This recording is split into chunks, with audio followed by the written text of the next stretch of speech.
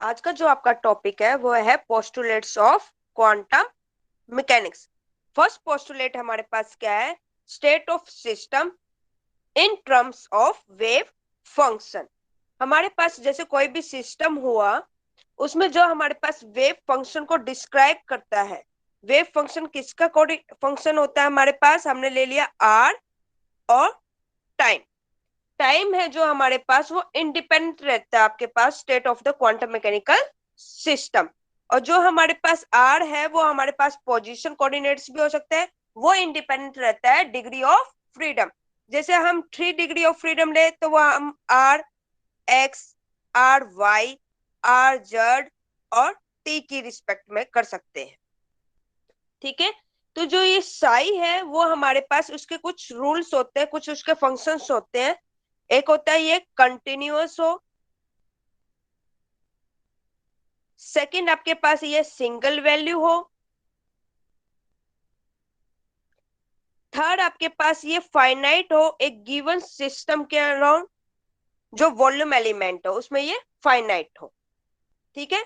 तो हम यहाँ पे आर की जगह पोजीशन भी ले सकते हैं, मोमेंटम भी ले सकते हैं, और आपके पास उसकी क्या ले सकते हैं? हम इसमें काइनेटिक एनर्जी भी ले सकते हैं, रोटेशनल एनर्जी भी ले सकते हैं, और कुछ भी ले सकते हैं हम इसमें। ठीक है।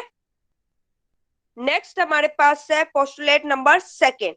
वो क्या है आपके पास? Operators and mechanical variables. इसमें क्या होता है हमारे पास कि हम एवरी ऑब्जर्वेबल करेंगे कि हमारे पास जो एक्सपेरिमेंटली एक क्वांटिटी है हमारे पास, वो एक्सपेरिमेंटली मेजर करेंगे। जैसे हम उस पर पोजिशन, ठीक है, फिर मोमेंटम।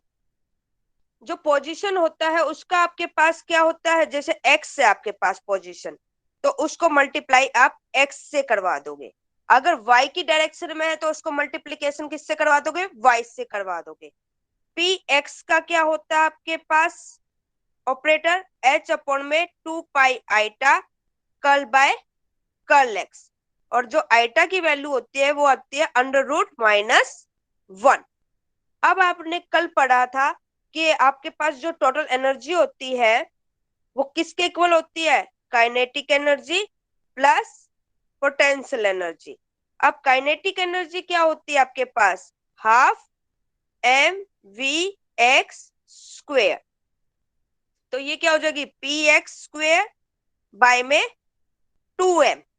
ठीक है। m से मल्टीप्लाई और m से डिवाइड करवाएंगे हम। px² की वैल्यू क्या हो जाएगी?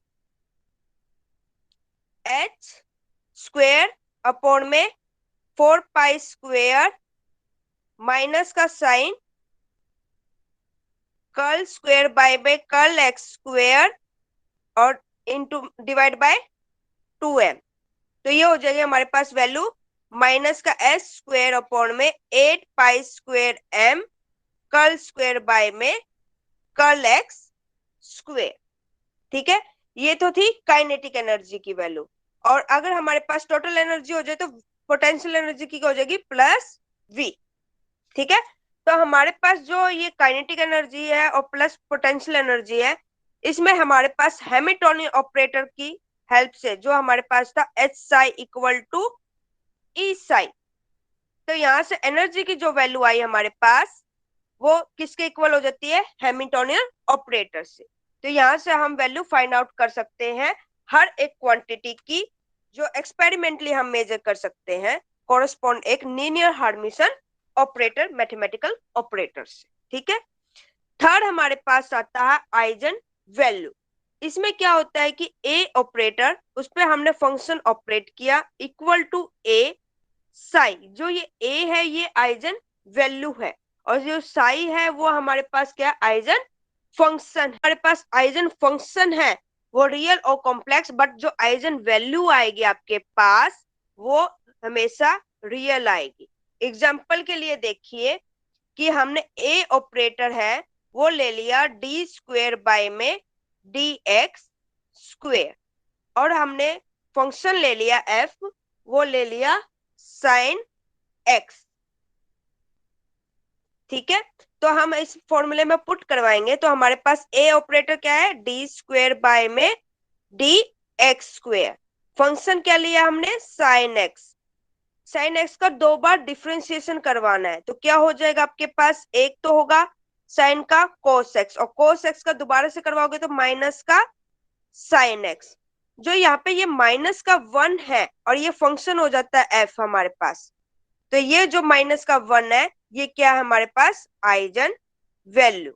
और ये हमेशा हमारे पास रियल रहेगी, कॉम्प्लेक्स नहीं रहेगी, आइटा की फॉर्म में नहीं आएगा हमारे पास जो आइजन वैल्यू आएगी। ठीक है, नेक्स्ट है हमारे पास एक्सपेक्टेशन वैल्यू और एवरेज वैल्यू। कभी भी हमें मेजरमेंट करनी हो ऑब्जर्वेबल क्वांटिटी, तो उसके हम एक्सपेक्टेशन वैल्यू कैसे निकालेंगे, उसको हम डिनोट करेंगे a integrate psi star a psi d dot divide by integrate psi star psi d dot.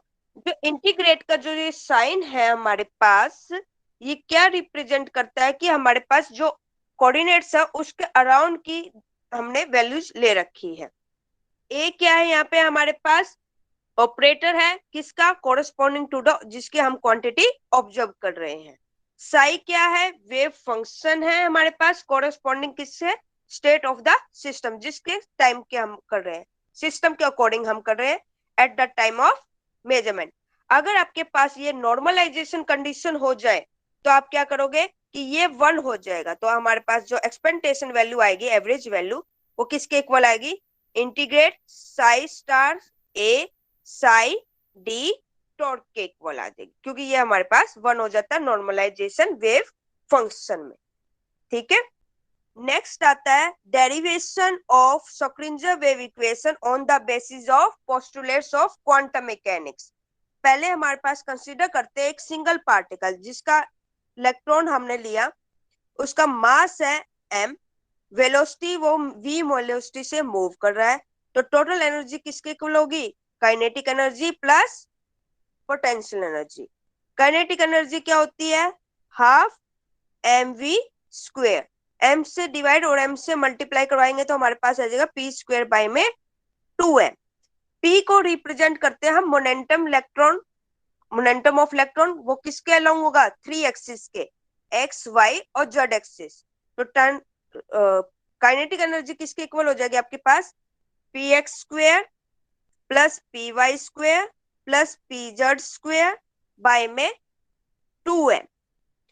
तो आपके पास ये वैल्यू सब्स्टिट्यूट कर देंगे तो टोटल एनर्जी किसके इक्वल आ जाएगी, p x square plus p y square plus p z square by में 2m प्लस v। अब हमने ऑपरेटर सेकंड पोस्टुलेट था, उसमें px की वैल्यू क्या थी हमारे पास, h अपॉन में 2 pi iota curl by curl x। ऐसे py की थी h अपॉन में 2 pi iota curl by curl y। pz की थी h अपॉन में 2 pi iota curl by curl z। ये वैल्यू हम यहाँ पे पुट करेंगे तो E किसके इक्वल हो जाएगा, 1/2m तो हमने कॉमन ले लिया, पी एक्स की वैल्यू पुट करो h अपॉन में 2 pi iota curl by curl x whole square plus h upon में 2 pi iota curl by curl y whole square plus h upon में 2 pi iota curl by curl z whole square, ये हो गया plus v। फिर हमारे पास common क्या आ गया बाहर, h माइनस का h स्क्वायर अपॉन में 8 pi square m curl square by में curl x square plus curl square upon में curl y square plus curl square upon में कर्ल z स्क्वायर प्लस का v। ठीक है, अब हमने लैप्लास ऑपरेटर पढ़ा था, वो क्या था, डेल स्क्वायर था ना, तो उसका अप्लाई करेंगे अभी।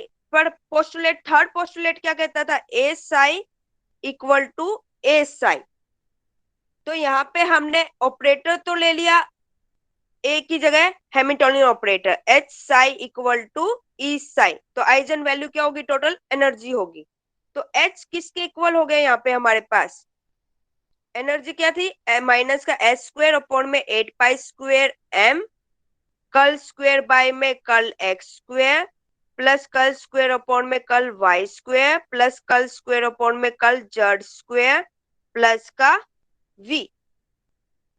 अब हमारे पास इसको क्या कहते हैं, लेप्लेनियस ऑपरेटर। तो यहाँ पे हमने पुट करवा दिया, अप्लाई करवाया, तो माइनस का 8 pi square m del square plus का v।